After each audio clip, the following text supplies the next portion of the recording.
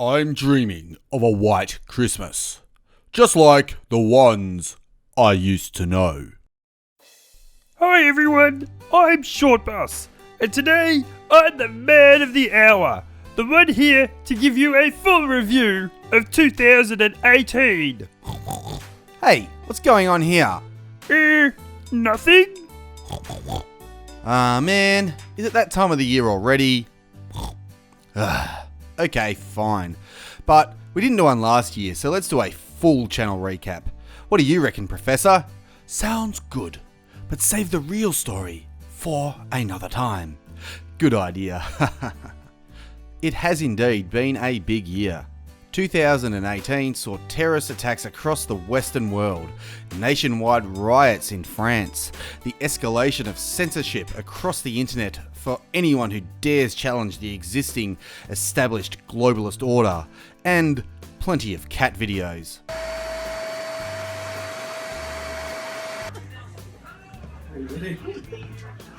Come here.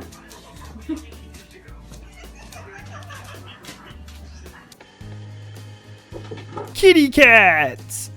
Seeing as it's Christmas, rather than focus on all the bad things happening in the current year, because it's 2015, it's a great time to do a recap of this channel's history and discuss where I feel things are heading. So sit back and enjoy a brief history of Maddie's Modern Life 2018.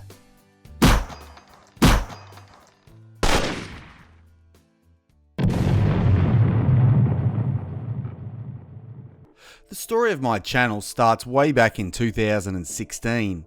I began by posting a video diary of my trip to Thailand in February of that year. It was a crazy holiday that changed my life forever. But that's another story. I decided against finishing the Thailand diaries. I still have the videos and may finish it one day, but it's not a priority.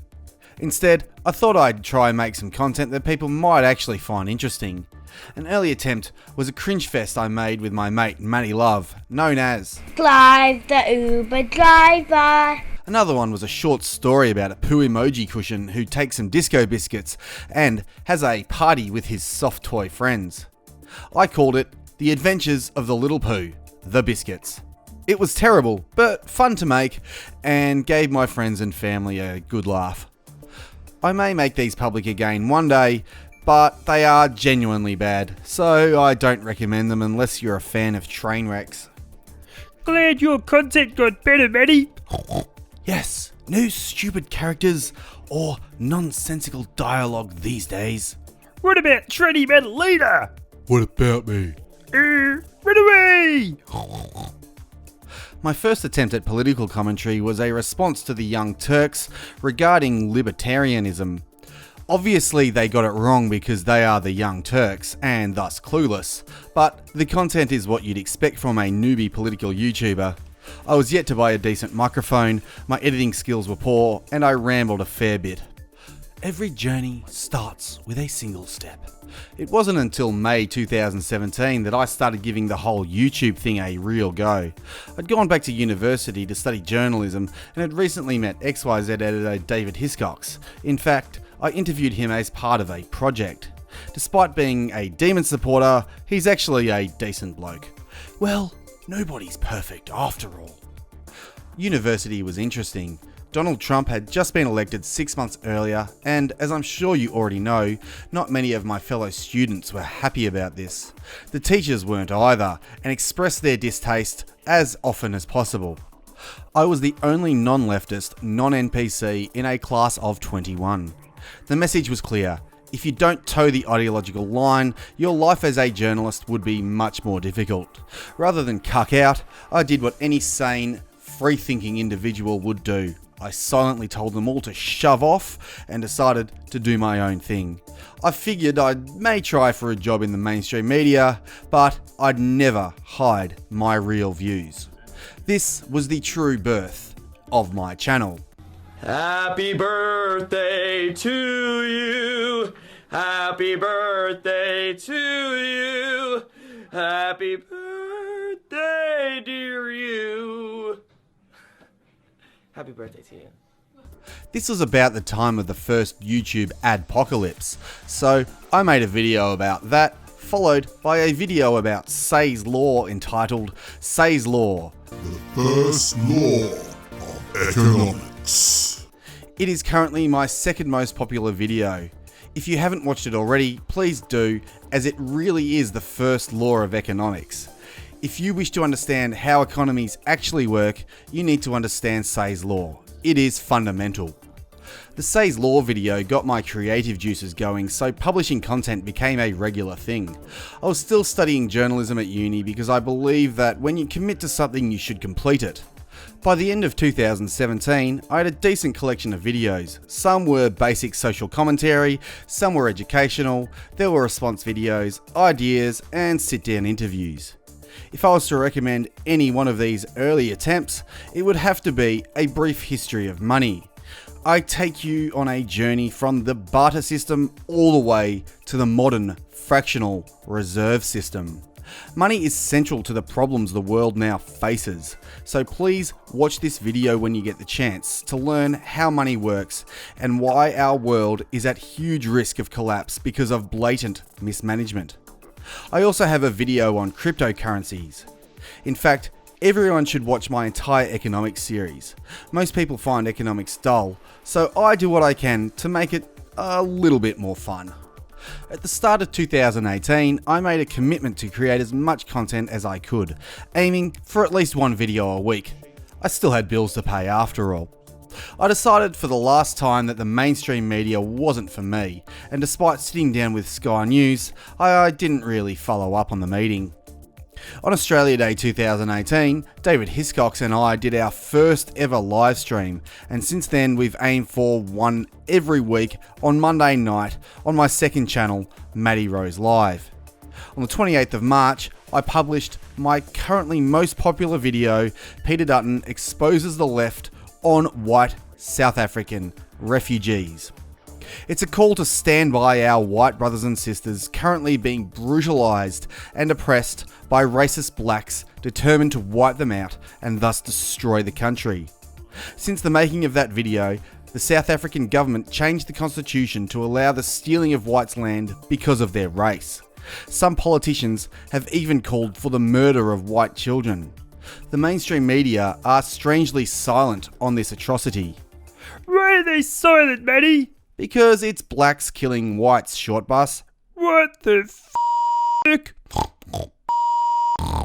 You see, saying it's okay to be white makes you a white supremacist, but killing whites and taking their land because they are white, well, that's social justice. August 2018 saw the rise of the one and only Fraser Anning. Fraser committed the grievous sin of wanting to give Australians a say on who comes to this country. The ruling class didn't like that one bit because they think it's their God-given right to flood our nation with foreigners. Check out my video on this. Fraser Anning did nothing wrong. Why won't they give Aussies a say on immigration, Maddie? Simple. If a debate starts, someone might go ahead and mention Section 119 of the Constitution and the fact that under the correct interpretation of it, this means non-white migration actually requires a referendum. Thus, all immigration law since the 1960s is unconstitutional. Why hasn't the High Court stopped it then? Great question.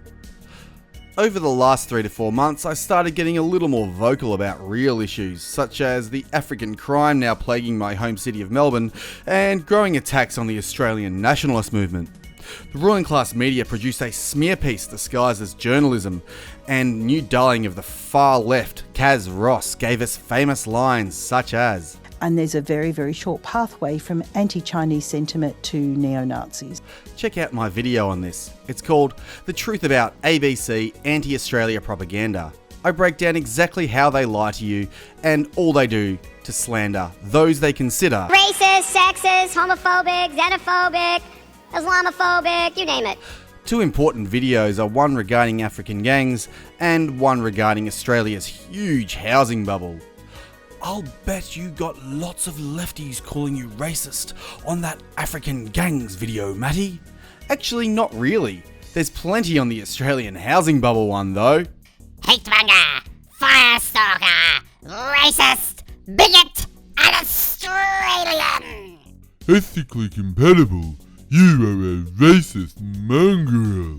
Out and out fascism. Just as whites displaced Aborigines, the Chinese and other Asians are now displacing whites.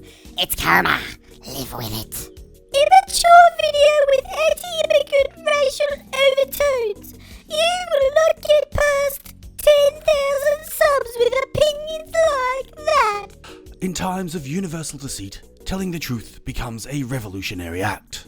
It's been an interesting couple of years. I've had to reassess a lot of what I previously believed and reorient myself accordingly. I've always had a red pill truth-seeking mindset, but having my eyes open on race, culture, and other controversial topics has been enlightening. I now realise how much is genuinely at stake. What I first thought was just a battle for the direction of our civilization is actually a war for the very existence of my race, my people, and my country. Like the worst, most cliched Bond villains, globalists do indeed want to take over the world. That means eliminating Western nations, breeding out the white race, then other races, and the formation of a new world order under one world government. One thing I've learned above all in the most recent chapter of my life is the importance of family. Your people, your tribe, and your family are absolutely everything and should be the primary focus for every individual. Rights stem from the individual, but it is the responsibility of everyone to do what is best for themselves and their family. This is the natural order. It is how we are designed.